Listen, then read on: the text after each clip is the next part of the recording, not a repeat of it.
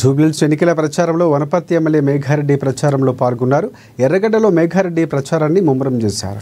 Jubilee Hills by election పోరులో Congress party అభ్యర్థి నవీన్ యాదవ్ అఖండ మెజార్టీతో గెలవడం ఖాయమని స్థానికులు ముక్తకంఠంతో నినదిస్తున్నారని అన్నారు.